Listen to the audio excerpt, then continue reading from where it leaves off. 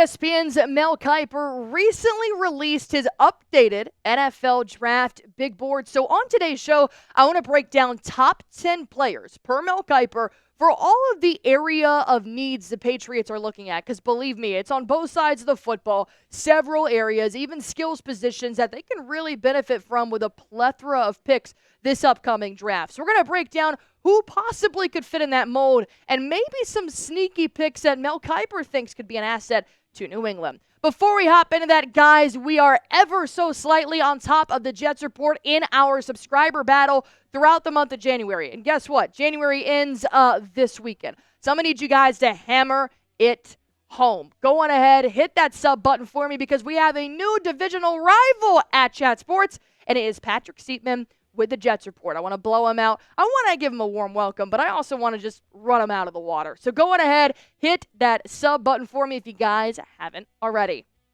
These are just Allie's top 5 areas of needs for the New England Patriots. There are several areas. We haven't even gotten to special teams or anything like that, but I think we can all agree a top target for Drake May, not to mention some protection for Drake May, specifically at his blind side with that left tackle position. You could also bolster the defense because you did trade away Matthew Judon, and Keion White didn't necessarily have the year that we were really hoping he would. You could possibly pick up an edge. A cornerback to pair with Christian Gonzalez would be chef's kiss if they could provide the same kind of energy and skill set that Gonzo does. I do believe Alex Austin could make a breakthrough as a player in the secondary this upcoming year, but what is it looking like in the NFL draft? And as always, a defensive tackle, once again, really making sure that 3-4 front has a lot of good new faces, good new skill sets, and can provide the Patriots with what they need to bring us back to a top 10 defense. Well, Mel Kiper's overall top 3 picks here are going to be number 3, Mason Graham. Well, defensive tackle is in our list of needs for positions for the New England Patriots. I think Mason Graham is just an explosive player on the defensive side. Even though Michigan did not get to repeat as national champions, Mason Graham was definitely a bright spot for the Michigan's defense. But at number 2, I know you saw that Nittany Lions logo. We're talking about Mr. Abdul Carter. Mel Kiper has him ranked number 2 overall in the 2025 NFL Draft Targets. We're going to talk a little bit more about Abdul Carter later in the show. And as always, Travis Hunter will be your number 1 top prospect in this upcoming draft. He has not decided whether he is going to be playing wide receiver or he would be playing cornerback in the NFL. But these are all guys that the Patriots could absolutely land with the number 4 pick. But there is always that, little asset in the back of your mind. The Patriots could trade down. They could decide to give up their number 4 pick for more picks later in this draft or possibly a trade. So just because we have the number 4 pick overall doesn't mean New England is going to keep it. Do I think they should? Yes. If this was the first pick in the draft, we could have been having a different conversation. But overall, the 3 names I just showed you are 3 names to monitor moving forward.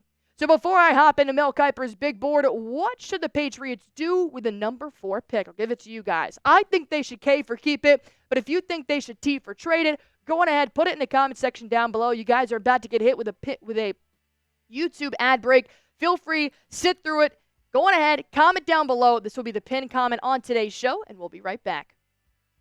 Let's talk about the top wide receivers. I think this is one of the number 1 assets the New England Patriots need this upcoming year. And when you're looking at the big names here from Mel Kiper's big board, obviously number 1 and number 2 are where my eyes go to. Travis Hunter and Tetairoa McMillan. If you guys are new to this show, I have been a fan of Tetairoa McMillan this entire season.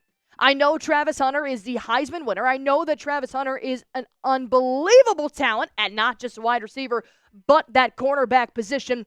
But something about that 6'5" Tetairoa McMillan really makes me believe that he could be Drake May's next target. But there are still numerous names to keep an eye out on. Savon Williams with TCU, Isaiah Bond. You're going all the way down to Jalen Noel with Iowa State. So even though the Patriots do have the number 4 pick overall, they could possibly snag other receivers down the line on day 2 and on day 3. But if we're talking about that first pick in the NFL draft, I think Tetairoa McMillan would be unreal with an inconsistent and sometimes inaccurate Drake May, at least in his first rookie year. Now that he has Josh McDaniels back as his quarterback coach and his OC, I think it's going to be a different story. But there's a reason why I left Tetairoa McMillan, and that's because his stats just pop out on the page, right? Because when you look at this, don't you agree that these stats are pretty eye-popping? But hold on, Tex, wait a minute.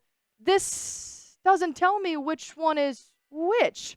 Who are these wide receivers? Number 1 and number 2. Obviously, they're top targets on their team because almost 100 receptions for either of them, but they do also have over 120 targets.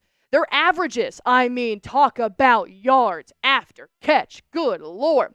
The yards in a season, 1,200, 1,300. Hell, we couldn't even get a Patriots receiver over 700 this year. And then touchdowns, they are red zone threats. Which wide receiver do you think is better? Which one would you rather have for Drake May? Because these are the wide receivers you're comparing. Tetairoa McMillan is exactly up in skill set with Travis Hunter. He is easily a comparable wide receiver to Travis Hunter. So before you get blinded by the Heisman Trophy and blinded by Colorado's fame, do not rule out Tetairoa McMillan. He is right up there with Mel Kipers, number 1 overall wide receiver in the draft in Travis Hunter. So now that you have seen those stats without seeing their faces or seeing their school logos, you now know that these are 2 real deals in the passing game. Which wide receiver would you want for New England? Travis Hunter, type TH. Tetairoa McMillan, type TM. Let me know who you'd rather see in the blue and red next season. And I'm going to break down more Mel Kiper's big board in just a moment, but I do want to tell you guys about our sponsor, Game Time. If you are looking to snag some tickets to any event that requires a ticket upon entry, Game Time is the app for you. This is the only app that I have on my phone when it comes to buying tickets. I recently went to a Dallas Stars game. I got 4 tickets for great seats at an NHL game, and it was all under $100. I also use one of my favorite features on Game Time, which is Game Time Picks, that filters out the fluff to make sure I'm getting the best seats with the best deals without having to spend all of my time searching through thousands and thousands of tickets. Like I said, I use Game Time Picks for the NHL Dallas Stars game, and I even got 10% off on the total ticket prices just because Game Time is always looking out, making sure I have the lowest price guaranteed. And all-in pricing. I know I'm going to get that exact total at my checkout, no surprise fees. So if you guys want to go on ahead, test out Game Time and see what events you guys can get tickets for yourself or maybe your friend, or hey, I know Valentine's Day is coming up. Guys, take it from me, quality time, always a great gift. Go on ahead, download the Game Time app, use promo code ChatSports. This will get you $20 off your first time buying tickets while terms apply. Again, download the Game Time app, use promo code CHATSPORTS for $20 off while terms apply. Download Game Time today because what time is it? It is game time. And I want to see Abdul Carter during game time this season for the Patriots. Top edge prospects, obviously Mr. Carter is number 1. You cannot sleep, though, on Mr. Williams there at number 2 with Georgia. But I do want to throw an interesting name out there that the Patriots could possibly take with number 38, which would be pick 2 for the Patriots in round 2, and that's going to be Mike Green from Marshall. We do have a couple of Patriots beat reporters out there at the Senior Bowl right now, and Mike Green is annihilating at the Senior Bowl right now as we're making this video. He's a guy that if we do end up passing on Abdul Carter, which I don't highly recommend, but, I'm not Robert Kraft, Eliot Wolf, nor Mike Vrabel, that there is an opportunity to still get a very, very standout stud at edge with pick number 38 for New England in the second round. So if it's not Abdul Carter, do not throw a beer bottle at your screen. Just wait to the second round because Mike Green could surprise some people coming up here at the NFL Draft Combine. Let me go on ahead and ask you guys this. Do you want more Patriots draft coverage? I think yes. Go on ahead, hit that sub button for me. We are in a subscriber battle with the Jets Report right here at Chat Sports. Help us win. Help us beat Patrick Seatman. So go on ahead, hit that sub button for me while I break down top tackles for Mel Kiper's big board. this upcoming draft. Obviously, the number 1 and 2 names are really going to draw a lot of eyes here because a lot of Patriots fans have asked me, Allie, do we want Banks? Do we want Campbell? And the only thing that is kind of a sticky situation with the draft is that I don't think Kelvin and Banks and Campbell would go number 4. I don't think they're going to go in the top 5. I think they could probably fall to number 8 through 10. So unless the Patriots end up trading down, then maybe we wouldn't be able to obtain them because there's better talent around them. But still, Josh Simmons, Josh Connerly. He is a good player from Oregon, Ohio State. There is still great talent out there if we do end up missing out on Banks and Campbell all the way over to NC State and LSU. But I do think that if Kelvin and Campbell do decide to go in the first round and the Patriots make some organizational front office move and trade down to possibly get more picks, then yes, we may see a Campbell or a Banks. And I do think those are 2 very good left tackle positions. But I am still on the side of I'd rather have a veteran presence blocking and protecting Drake May's left blind side than to have a rookie. But that's just me. So let me know what you guys think in the comment section down below. Do you want the Patriots to draft a tackle in the first round of the 2025 NFL Draft? Go on ahead, type me in the comment section down below if that is where you guys want the Patriots to go. If not, let me know which position you guys want them to snag first in round 1. As we break down the next cornerback prospects, like I said, you really want to focus on pairing somebody with Christian Gonzalez. You have an all-pro cornerback in your secondary. You want to accommodate his skill set with another great guy.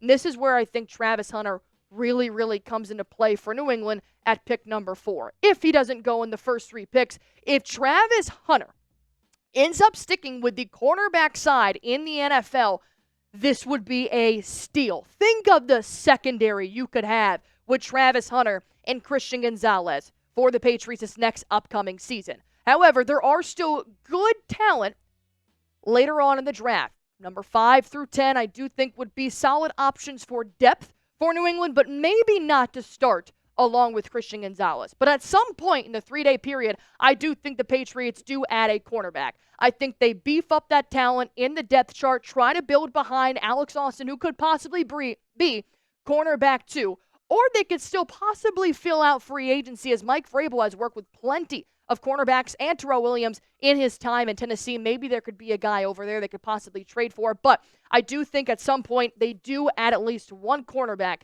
this draft. And a couple more prospects here from Mel Kiper's big board. Just some other notable prospects that will be available in the first round if the Patriots do decide to keep that 4th pick or maybe trade down. Jalen Walker from Georgia, Tyler Warren, a tight end from Penn State. I would rather keep Hunter Henry and Austin Hooper as our 2 tight ends. You'd picked up Jaheim Bell. You really haven't used him a lot this year, so I'd rather see Bell develop than go and pick up like a guy like Loveland or Warren, a new tight end to fit in with this system. But then you do have Malachi Starks, a safety, which the Patriots could use a little bit of youth in their safety room. And then Shamar Stewart, a defensive end for Texas A&M. These are all great guys. The Patriots do end up deciding to trade down and maybe look at later in the first round, possibly early in the second. So my final question for you guys is, who is your favorite player in the 2025 NFL Draft? We are about a month and 2 months and some change away from the NFL Draft happening. So if you guys want to go ahead, comment that down below.